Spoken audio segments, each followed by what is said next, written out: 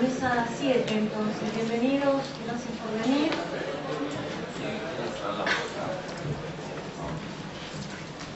Gracias. Bueno, vamos a escuchar en primer lugar a Vanessa Cotroneo. Vanessa es licenciada en Letras y profesora en Enseñanza Media y Superior en Letras de la Universidad de Buenos Aires, maestranda en Literaturas Comparadas de la Universidad Nacional de La Plata. Actualmente se desempeña como docente de la materia Lengua en la Universidad Nacional Arturo Jauretche y como adscripta en las materias Literatura Inglesa y Literatura Norteamericana de la UBA. Bueno, buenas tardes, gracias. El trabajo que voy a exponer se enmarca en una investigación de la cátedra de Literatura Inglesa como adscripta, por lo tanto es fruto un poco de ese proceso de estudio y aprendizaje. Y es un punto de vista que, por supuesto, puede contemplar otras perspectivas. Bien, se titula Autotraducción, Poder, Enriquez y Soyinka. Podemos comenzar señalando que existen diferentes posiciones desde las cuales abordar la cuestión de la traducción. Para presentar una visión clásica y vinculada a los lingüistas y teóricos formalistas, observaremos que Roman Jakobson es el primero de los autores en distinguir tres tipos de traducción: la intralingüística, que consiste en la paráfrasis; la interlingüística, que consiste en el pasaje de una lengua a otra y es la traducción propiamente dicha; y finalmente la intersemiótica, que implica la transmutación o cambio de código, por ejemplo, cuando una novela es llevada al cine o un poema a una pintura. De acuerdo con los tres tipos de traducción mencionados, identificamos cómo la traducción opera en más de un sentido y con más elementos que la materia del lenguaje verbal. En lo que respecta a la traducción interlingüística o traducción propiamente dicha, existen dos tipos posibles. El primero de ellos corresponde con la llamada traducción literal, que implica el abordaje y la selección de términos de acuerdo a un seguimiento textual del traductor respecto del original. El segundo tipo, en cambio, supone la mediación de un traductor que realiza una operación no solo de traducción, sino de interpretación y selección de opciones, al llevar el pasaje de un texto en su original lengua a la lengua meta. En este segundo tipo cabe la pregunta de si el texto B, es decir, la traducción, es un nuevo texto y por lo tanto un elemento de originalidad y autonomía per se. Al respecto, es pertinente remitirnos a la metáfora de Walter Benjamin respecto de la traducción como vasija rota, en tanto se genera la idea de una recomposición del objeto en el que se incluye la irreparable sustancia de lo que ya se ha perdido en la traducción. En cierta medida, lo que había de genuino, me refiero a la unidad, a la vasija nueva, lo que había de genuino en el texto primario deja de existir como tal en la siguiente versión. A modo de hipótesis, señalo que el punto en el que la traducción opera como traición, es decir, en el momento en que se realiza sin fidelidad y sí como nueva versión, se produce un empoderamiento del traductor que supone desde ya una intencionalidad dirigida a un fin específico. De acuerdo con esta visión, iré desarrollando mi análisis acerca de la traducción y comparatismo a lo largo de este trabajo. Como puede intuirse, los tipos de abordajes sobre la traducción mencionados comprenden la partida desde un texto original hacia un texto otro, que según la perspectiva será, como dije, una versión del original y según otra, un nuevo texto. Asimismo, queremos detenernos en lo que será objeto de estudio en nuestro trabajo y es la noción de autotraducción, a la cual dividiremos en autotraducción escrita, tomando el caso del escritor irlandés Samuel Beckett, y autotraducción crítica, tomando fundamentalmente el caso del nigeriano Wole Soyinka. Nos atrevemos a postular estas dos nociones, tanto autotraducción escrita como crítica, debido a que nos encontramos con casos literarios puntuales sobre los que se ha dicho quizás bastante, aunque asimismo creemos que también podemos contribuir con nuestro aporte. A propósito del asunto, diré que uno de estos análisis contempla la autotraducción en el caso de Samuel Beckett, donde el autor escribe una pieza teatral en francés, como en Attendant Godot, luego la traduce en inglés, modificando no solo palabras, sino también escenas. Por ejemplo, en los manuscritos franceses de Attendant Godot, la escena del primer acto entre Vladimir y Estrabón, en la cual los personajes discuten las problemáticas de las hortalizas o zanahorias, era una escena mucho más breve de lo que finalmente termina siendo en las sucesivas versiones textuales y también en las escénicas. Esto se debió sin duda a una particularidad de la dramaturgia beckettiana que, en sentido similar a la idea de incompletitud de la traducción, es decir, de una traducción que no termina nunca de cerrarse, no terminaría nunca de fijarse como texto definitivo. Retomaré esta cuestión más adelante. Paralela y comparatísticamente a este abordaje, analizaremos aquello que hemos denominado autotraducción crítica y que implica, en el caso del nigeriano Wole Soyinka, por ejemplo, prescindir de su dialecto africano para realizar sus producciones escritas y optar por la lengua inglesa, operando una autotraducción previa a la versión escrita. Soyinka ha escrito en inglés debido a su formación académica y probablemente quizás también por una cuestión de mercado y de amplitud de público. Tomando como eje de análisis las obras de estos dos autores, desarrollaré este trabajo. Para ello, cabe retomar valiosas contribuciones al campo de la traducción hechas por Schleiermacher, quien plantea la tarea del traductor como la posibilidad de presentar, por un lado, una equivalencia formal, vinculada con la idea de traducción fiel, y por otro, una equivalencia funcional, más próxima al propósito de la recepción eficiente. En otros términos, también habla de paráfrasis e imitación para distinguir el grado de fidelidad, sería grado mayor o menor, en relación con el texto original. Diversos motivos de discusión han traído estas definiciones, ya que la idea de fidelidad en la traducción ha sido ampliamente debatida desde los comienzos de la actividad de intérpretes, mediadores y traductores. Al respecto, señala Menuti que la traducción no es neutra, sino que es un proceso en el que interviene un traductor que está constantemente eligiendo entre una serie de opciones. Por lo tanto, no será imparcial ni podrá desaparecer en la traducción. De hecho, otra interpretación en el sentido etimológico sería posible si se entiende al traductor como aquel que comercializa, trae, algo, en este caso el lenguaje. Con lo cual, la cuestión del interés respecto de cómo y qué traducir estará presente. Más aún, podemos empezar a señalar este punto vinculando la traducción con la cuestión de poder y recordar una memorable frase que es fundamento de la gramática del español de Nebrija del año 1492, donde se indica que la lengua ha sido siempre compañera del imperio. Interesante si se contextualiza esta gramática en torno a la conquista de América y a los diversos procedimientos que los colonizadores realizaron al momento de comerciar con los nativos.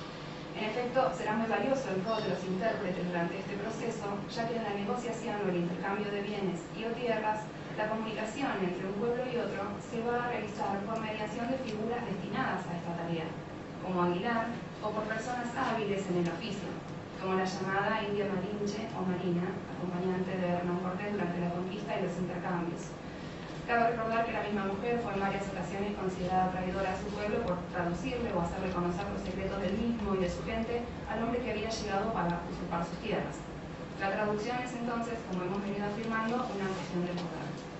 No en vano consideraremos que en el caso de Beckett, su obra completa, tanto poética como dramática, narrativa y ensayística, ha atravesado procesos de autotraducción, en el sentido en que los primeros textos, que llamemos manuscritos, fueron escritos en una lengua y posteriormente traducidos a una segunda lengua.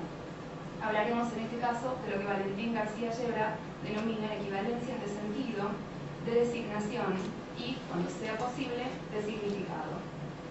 Debemos recordar que Beckett, desde el momento en que se radica en París, comienza a escribir en francés y es el propio traductor de sus obras al inglés en piezas del absurdo como en Antennant Godot, en la que, como se ha dicho respecto del sentido, no pasa nada dos veces. Dado que el sentido resulta inasible, ¿cómo traducirlo? Sería una pregunta. Básicamente a través de la forma. Destaquemos que el teatro, además de ser escrito para ser leído, lo es para ser representado. Entonces, muchos de los sentidos del texto no están exclusivamente en la letra, sino también en la puesta en escena, donde se presentaría un cruce intersemiótico. Luego, la equivalencia de designación daría cuenta de una correspondencia entre un término y otro, y junto con ello, la equivalencia de significado oficiaría como resultado al que conduce la traducción considerada fiel y buena. En efecto, Beckett ha confiado celosamente la tarea de dirección de sus piezas teatrales, aunque también ha sido él mismo el encargado de la dirección en ocasiones, ¿verdad? Entonces, en lo que respecta a la idea de traducción en la puesta en escena, podemos considerar que esta idea difiere de la tradicional noción de traducción, según la cual, como indica Benjamin, se daría un proceso orientado hacia la fase final, inapelable y decisiva de todas las disciplinas lingüísticas. Si una traducción es una tarea de mediación entre un texto A, el original, y un texto B, el traducido, la idea de traducción en la apuesta implica un cambio de lenguaje, no ya desde un original hacia formas B, que den cuenta de la misma pureza del A, sino de cierta completitud respecto del texto primario. En cierta medida, la puesta en escena es más una lectura, una traslación o transposición intersemiótica que una traducción en su sentido clásico. Interesante será considerar un interrogante de Laura Serrato, quien se pregunta, cito, ¿en qué consiste este texto primigenio que el escritor se obstina en traducir una y otra vez en diversos borradores, géneros o lengua? Fin de cita. Y agrega que tal insistencia tal vez sea signo de que el escritor ignora su texto primero y la traducción deviene en ejercicios de desconocimiento. Afirma la autora que ya desde el pensamiento a la escritura una traducción tiene lugar y ella se produce sin descartar los ejercicios de traición, como lo llama Serrato, que la traducción misma implica. Entonces, al traducir su propia traición, al traicionar de nuevo, quizás se pueda alcanzar ese pensamiento de origen. En lo que respecta al caso de Soyinka, cabe destacar que este autor nigeriano ha recibido una sólida formación académica en Inglaterra, con lo cual, además de haber estudiado a los autores ingleses, su obra misma fue escrita en inglés, aunque respetando las tradiciones, ritos y cultura de su Nigeria natal, motivo que le valió la denominación de el Shakespeare africano, en clara herencia respecto de su dramaturgo inspirador, William Shakespeare. Para el caso, retomaremos una distinción en la noción de traducción elaborada por García Yebra, quien diferencia la traducción como proceso o como resultado, pero que entendida como proceso, la misma contempla dos fases. En primer lugar, la comprensión, en segundo lugar, la expresión de lo comprendido. Estas dos fases o momentos operarían en lo que hemos denominado autotraducción crítica. Al igual que en reflexiones de Karin Riedemann, analizaremos las operaciones que se llevan a cabo en la traducción, donde intervienen, tal como señala Riedemann, las visiones del mundo. En efecto, un traductor encerrado en la sintaxis de su propia lengua no sería capaz de traducir, entendida la traducción en términos de un autor cuyo apellido es difícil, Schwarzenberg, entendida la traducción como vehículo entre culturas, de acuerdo a lo que denomina este autor. En ese sentido, el traductor debe ser bilingüe, ya que en su expresión de la comprensión descansa la recepción de una obra. Las obras de Soyinka, tales como Una danza del bosque, ambientan una historia de enredos sentimentales y orígenes míticos, también en clara resonancia con Sueño de una noche de verano de Shakespeare, aunque esta vez en una geografía africana atravesada por la cultura originaria. En dicha obra teatral, un personaje como Rola, también llamada la señora Tortuga, pelea por un lugar igualitario al del hombre, donde no se la juzgue por su manera de decir y obrar. Luego de calumnias y humillaciones por parte de personajes masculinos, cito, Rola sube la cabeza de pronto. ¿No es ya suficiente? Todos ustedes de repente se han ganado el derecho de inspeccionarme como si yo fuera una leprosa. ¿Quieren que me revuelquen el asco de mí misma? Pues no lo haré. A mí no me hicieron de la forma en que ustedes creen que son las mujeres. Fin de cita. Con estas palabras, Rola no solo representa el pensamiento disruptivo de una mujer en la Nigeria tradicional y mística de la obra de Soyinka, sino que también deja entrever el discurso dominante, acusatorio y punitivo de una cultura predominantemente determinada por la agresividad masculina. A modo de conclusión, resulta interesante retomar la idea de Benjamin de la traducción como vasija rota, en tanto objeto que se recrea a partir de un original, y en esa recreación se produce la práctica de la manipulación. En ese sentido, el autor señala que la traducción no solo suprime las diferencias, sino que también las revela, y análogamente podemos pensar que el primer pensamiento en la lengua que atraviesa la visión del mundo de Soyinka y la lengua en la que finalmente escribe, mejor dicho, una corrección. Podemos pensar que entre el primer pensamiento de la lengua que atraviesa la visión del mundo de Soyinka y la lengua en la que finalmente escribe, que es el inglés, está operando entonces, tal como señala hace rato respecto de Beckett, una traición, una traducción. Y si los vínculos entre traducción y poder son efectivamente estrechos, tal como las crónicas de conquista lo señalan a través de la figura de mediación de la Malinche en el actual territorio de México, entonces hay que observar que la traducción opera ceñida de etnocentrismo. En la distinción Occidente y Oriente, Soyinka logra traducir África para los ingleses, terminando una serie de capas que hubieran operado quizás en el sentido clásico de la lengua de la colonización. Gracias a la traducción de los propios autores, Beckett y Soyinka, las visiones del mundo son fragmentos bastante compuestos de esa vasija rota, cuyas grietas están unidas por la lengua de la traducción. Quizás ese sea el scopus o propósito de la traducción, presentar en un lenguaje u otro una forma particular de ver el mundo. Muchas gracias.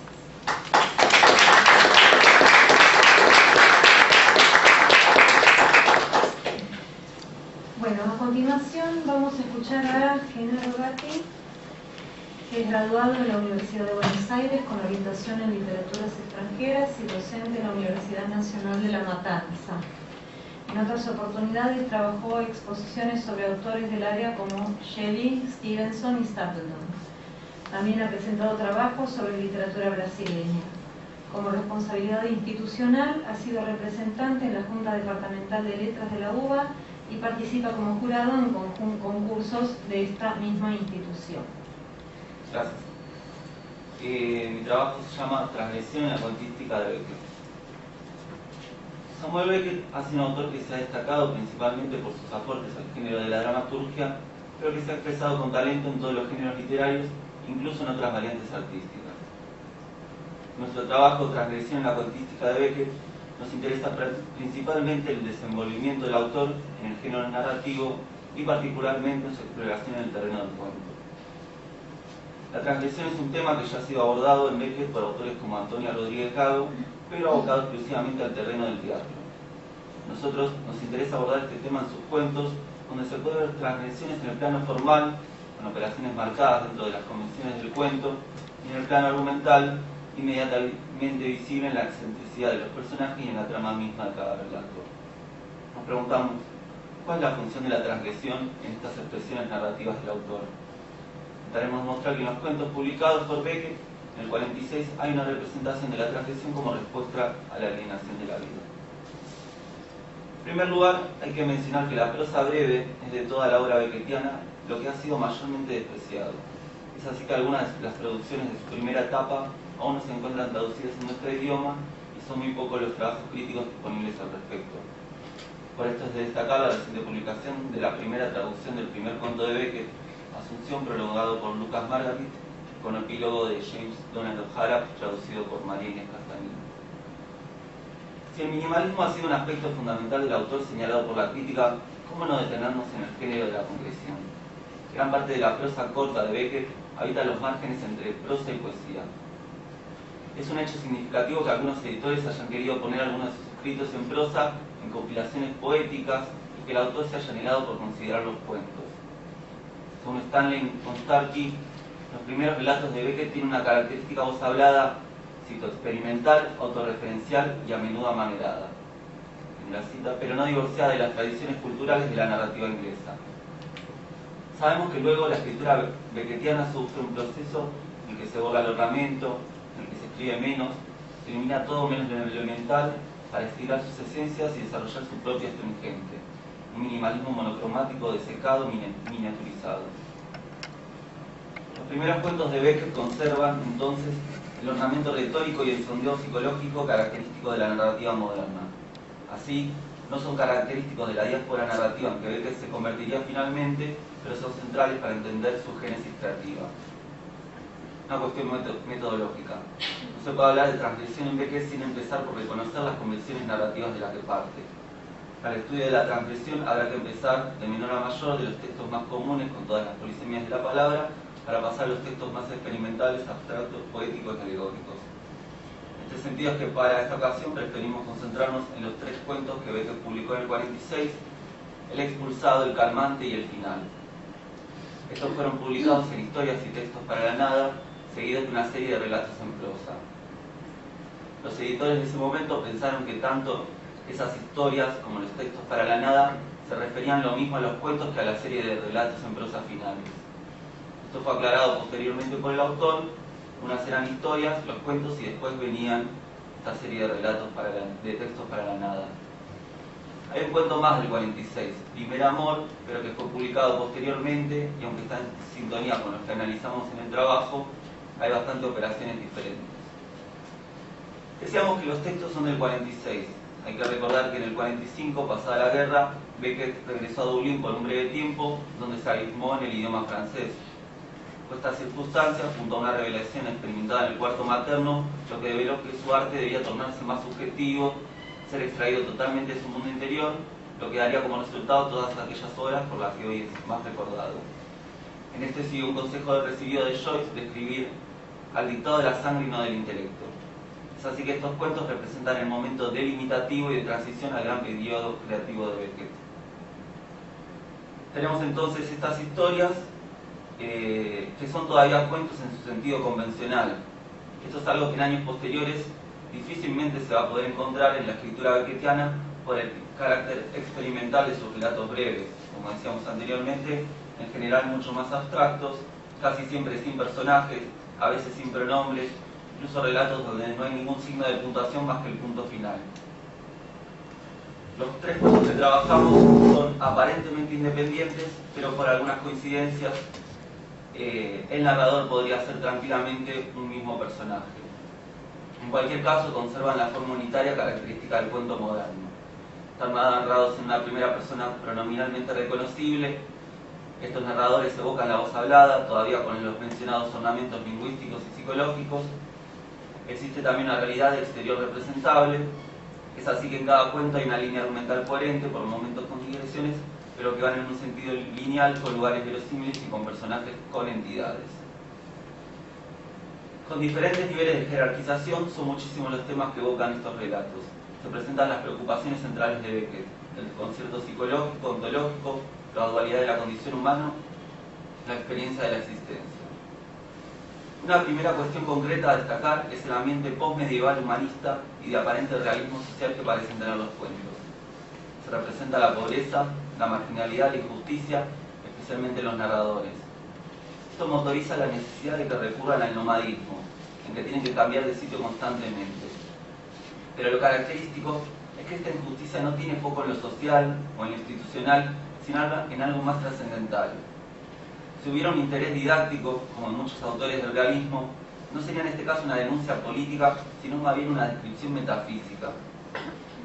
En el cuento, al final, aparece un marxista queriendo arengar a las masas, sacando al narrador del cómodo silencio en que se encontraba, pero no lo entiende.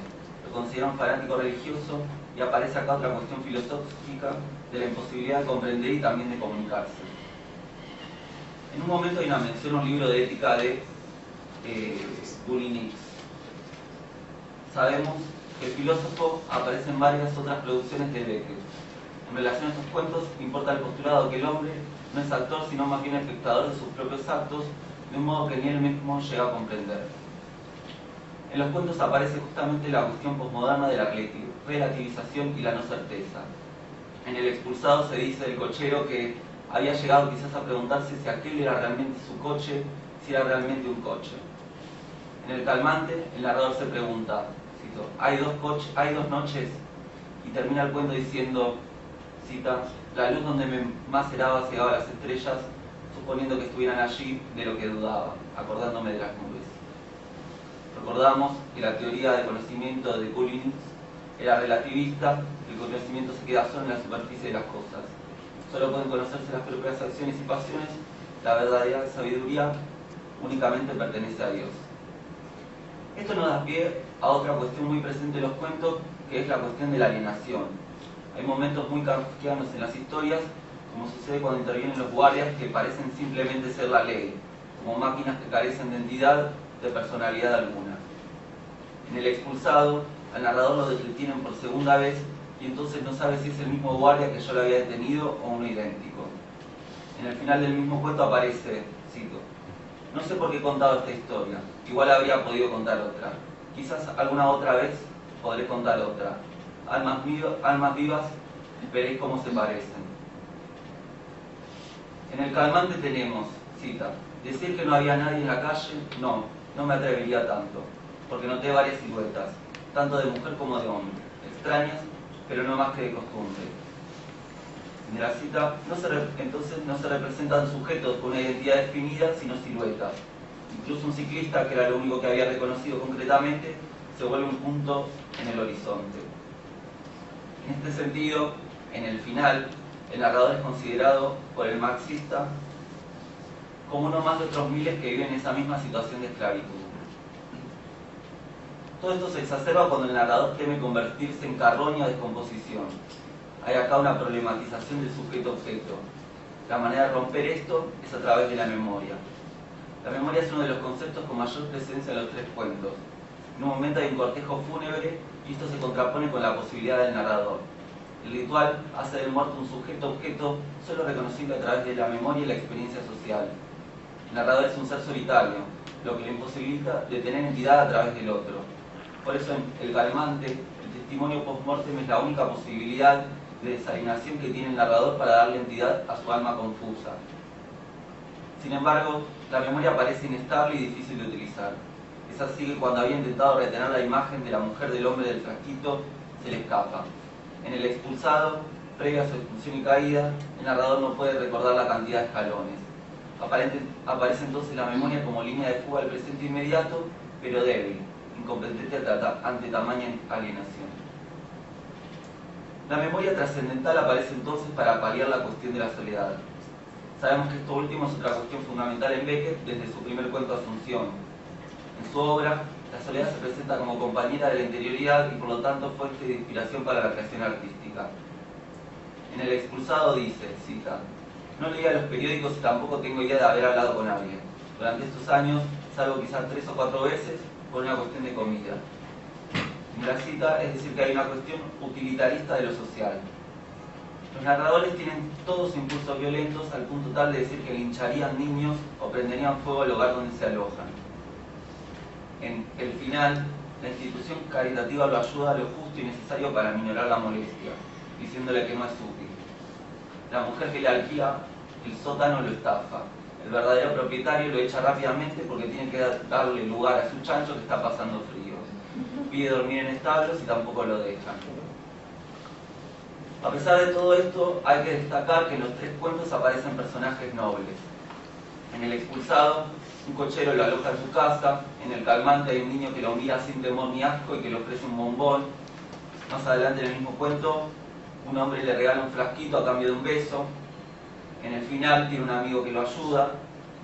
Pero como decíamos anteriormente, cuando mencionábamos la arenga marxista, aparece la imposibilidad de comunicarse.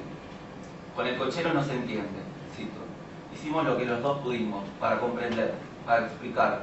Él comprendía que yo había perdido mi habitación y que necesitaba otra, pero todo lo demás se le escapaba. En El calmante no puede hablar, cito. Preparé así mi frase y abrí la boca, creyendo que iba a oírla, pero no hay más que una especie de estertor, ininteligible incluso para mí que conocía mis intenciones. Pero no era nada, nada sino la afonía debido al prolongado silencio, como los bosquecillos donde se abren los infiernos. ¿Os acordáis? Yo apenas.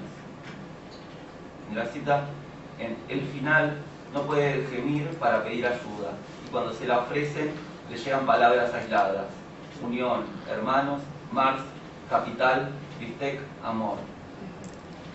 No entendía nada. Así, no hay humanismo posible para resolver los padecimientos del narrador. Y es que el mismo narrador dice, cita, incluso las palabras te dejan. Con eso está todo dicho. En la nostalgia de El expulsado aparece una vieja habitación donde se aislaba socialmente. Cito, de vez en cuando me acercaba a la ventana, apartaba las cortinas y miraba afuera, pero enseguida volvía al fondo de la habitación, donde estaba la cama. Me sentía incómodo al fondo de toda aquella atmósfera y perdía en el umbral de perspectivas innombrables y confusas. Fin de la cita. Entonces, la soledad y el microcosmos aparecen como refugios ante el macrocosmos alienante, pero en la interioridad parece estar la verdad y para eso no hay escapatoria posible. Así se construye un narrador que más que excluido padece los irremediables caprichos de la naturaleza. En conclusión, vemos en los cuentos una proliferación de temas y problemas que habilita grandes perspectivas de trabajo e investigación. Presentan varios elementos que ayudan a comprender el complejo proceso de escritura que se fue abocando la producción beckettiana. Queda pendiente seguir abundando en la prosa breve del autor para poder ampliar la perspectiva crítica de su obra en general. Particularmente en los cuentos analizados podemos ver ya una escritura compleja donde se problematiza la experiencia terrenal y su sentido. Ante la confusión y la alienación de la vida aparece la transgresión en la soledad y en la memoria. Gracias.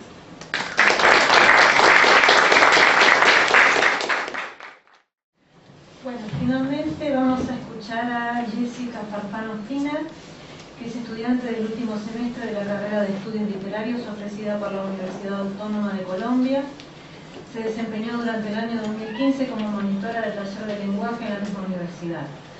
Su ensayo, El tablero discontinuo y prófugo, Alicia en el País de las Maravillas, Resultó merecedor del tercer premio en el 32º concurso estudiantil Fernando González. Actualmente realiza una investigación sobre la comedia del arte para presentar una novela como trabajo de grado que explore dicha manifestación teatral y la recree a escenarios contemporáneos.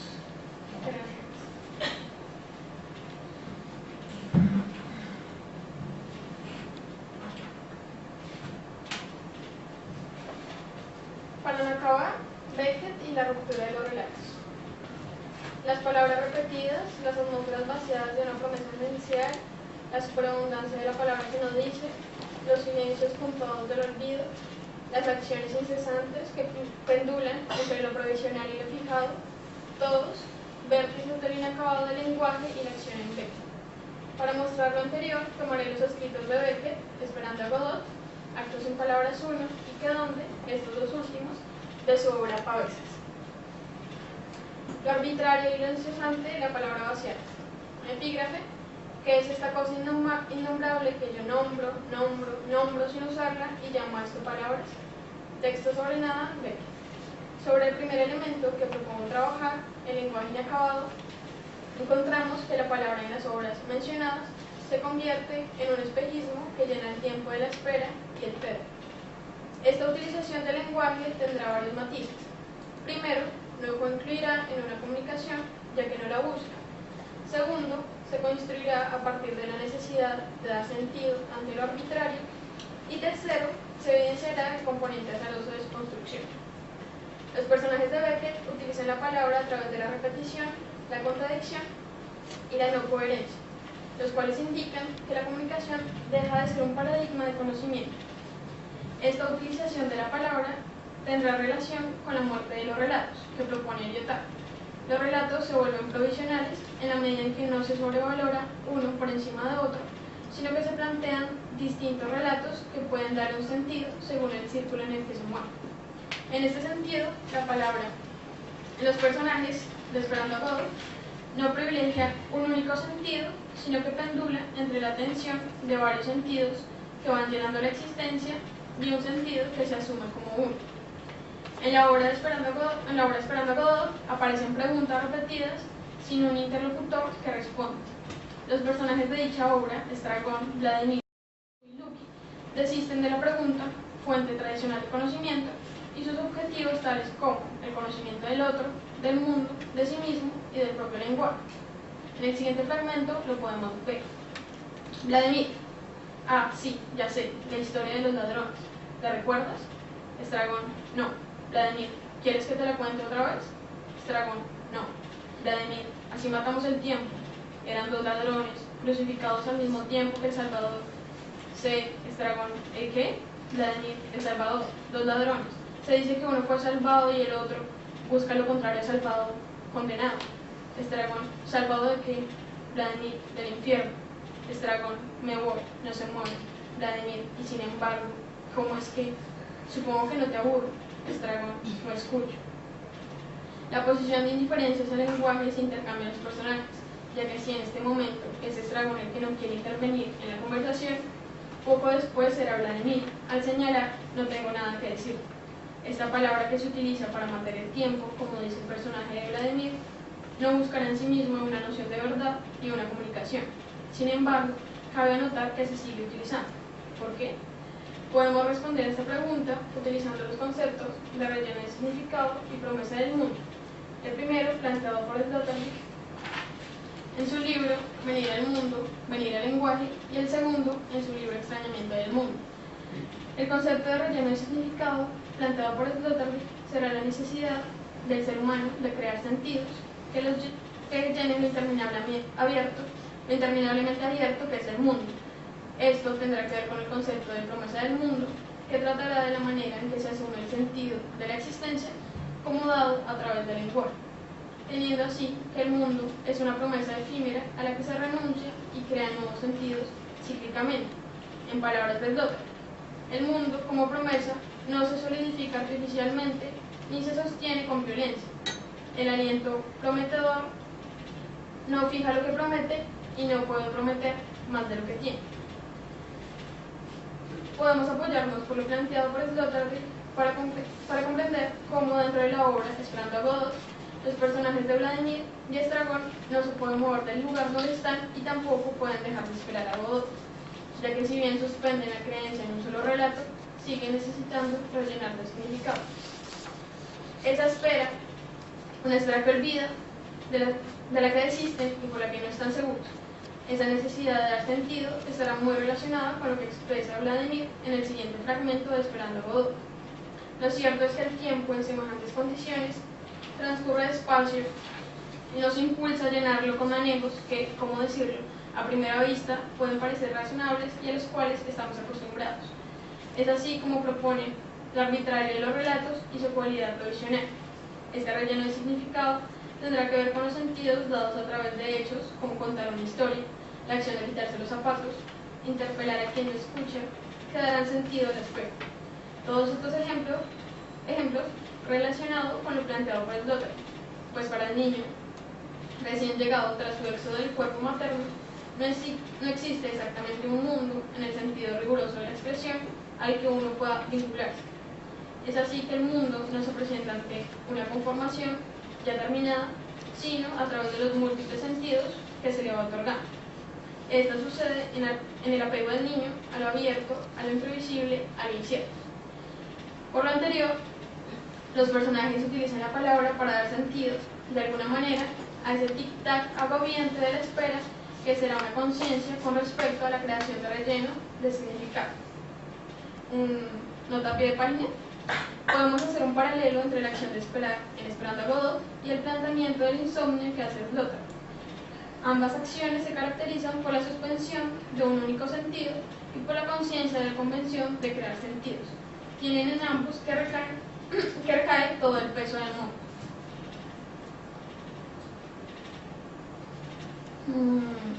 Listo, vuelvo al párrafo.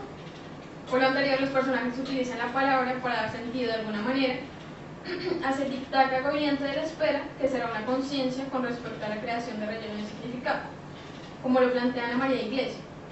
El mundo de Beckett es el mundo creado por un lenguaje que ya no puede aportar sentido, pues este se ha ido perdiendo a lo largo de la historia. Podemos ampliar lo que Iglesias menciona en la medida en que no puede aportar un sentido único o verdadero, ya que ese mundo de Beckett pendula entre diversos sentidos provisionales que se relacionan con la necesidad del individuo del relleno de significado, siendo esto un ejemplo del escepticismo hacia un lenguaje que ya no puede aportar un sentido determinado. Los personajes de Quedonde, obra en la cual cada personaje es interpelado por Baum para que presione al otro, ese otro siempre cambiante, ya que cada uno asume la posición de quien interroga como del interrogado. Allí los personajes se muestran risibles, ya que todos asumen un solo sentido. A diferencia de los personajes de Esperando a Godot, nunca intentan explicar su acción o dudar de ella, ni menos desistir.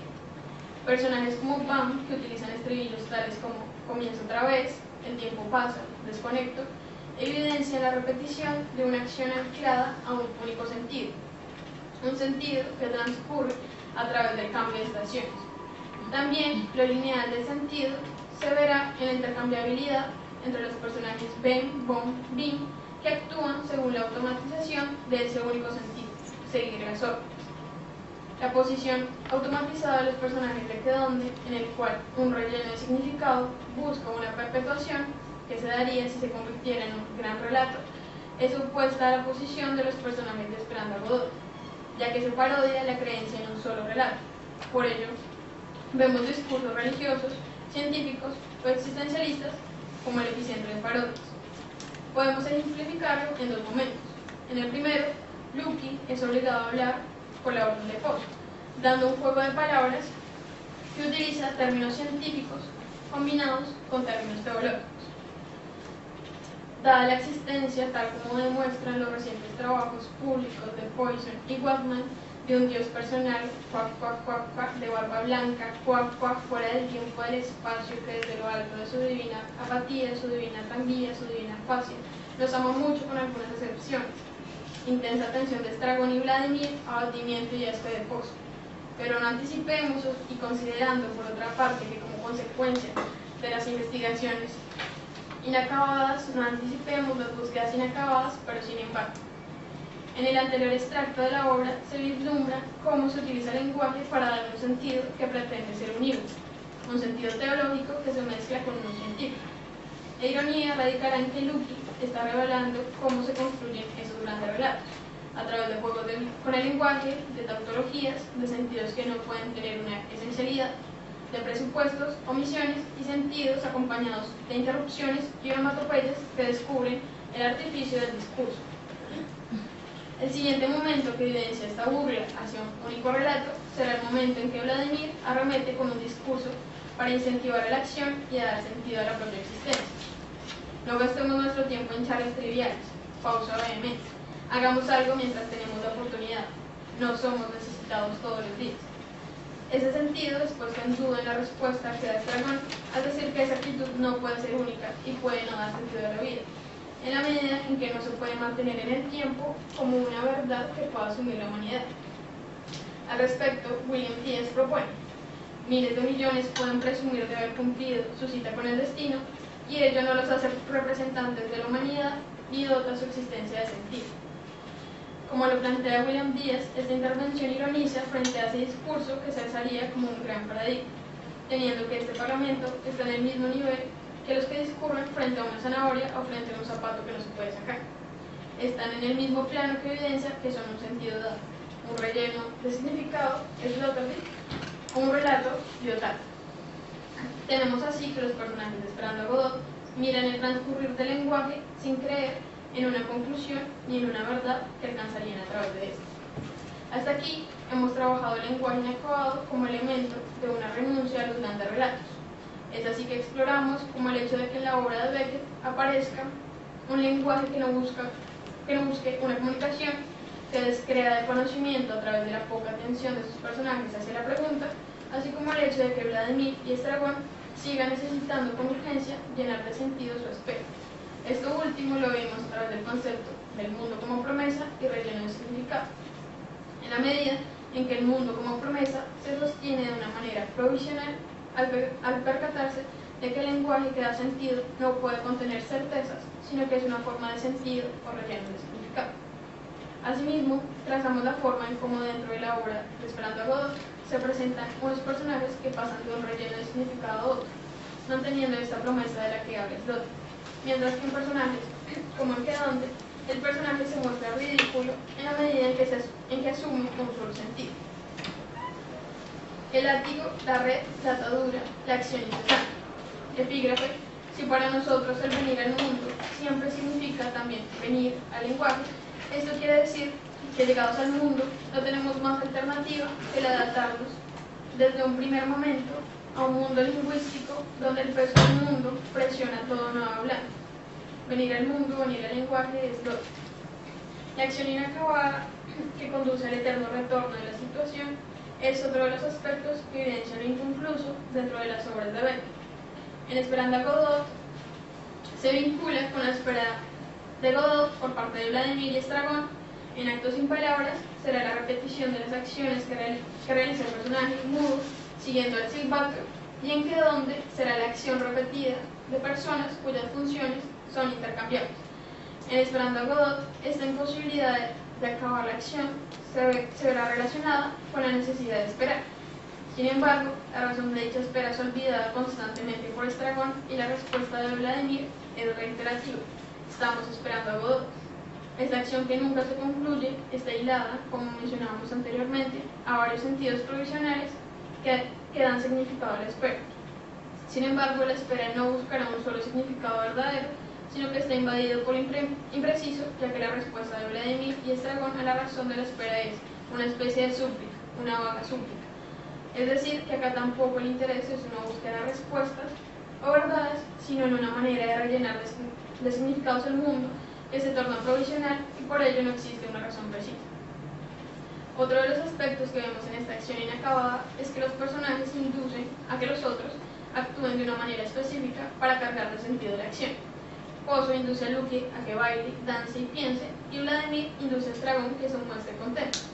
Vladimir: tú también debes estar contento en el fondo, confiesa. Estragón: ¿contento? ¿De qué? Vladimir: de haberme encontrado de nuevo. Estragón: ¿tú crees? Vladimir: dilo, aunque no sea cierto.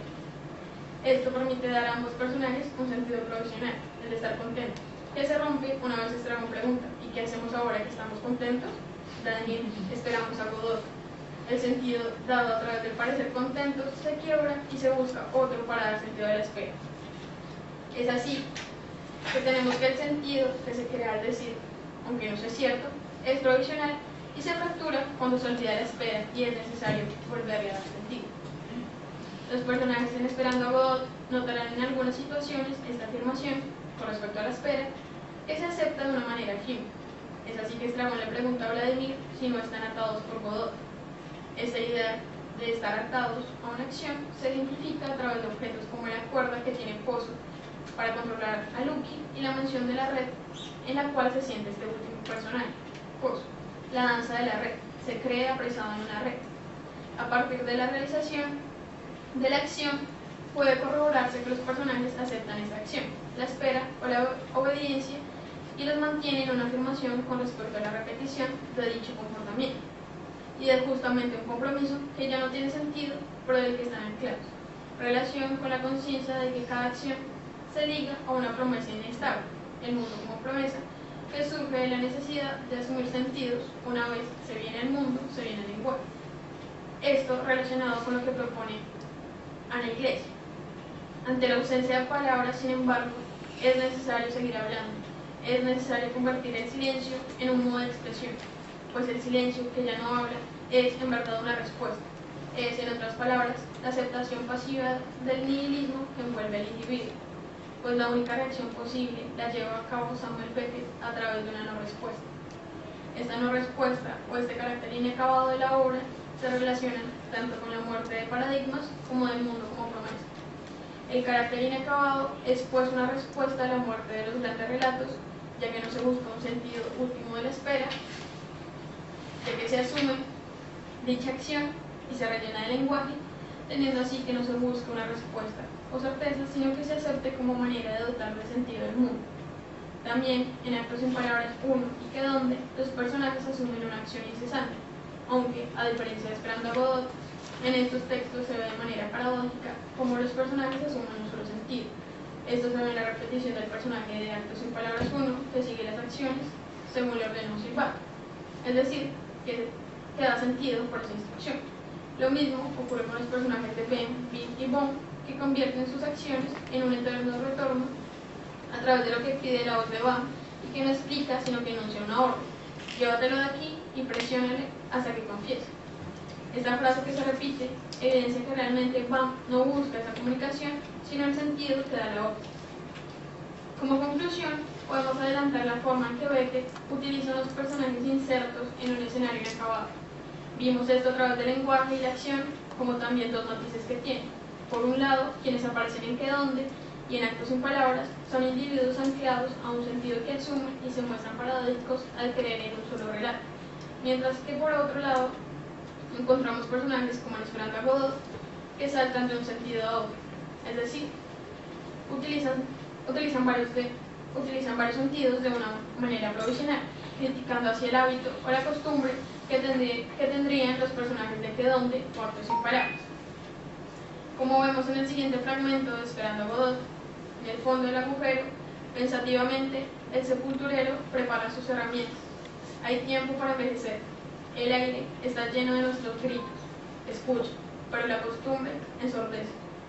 Las acciones incesantes que vuelven la existencia un eterno retorno, así como las palabras que terminan en puntos suspensivos, aluden a esa inconclusión, a la incapacidad de cerrar el diálogo, a la ausencia de un cascarón, el cual utilizar ante lo arbitrario de la vida, a los gritos en el aire que se van desgastando sin ser escuchados.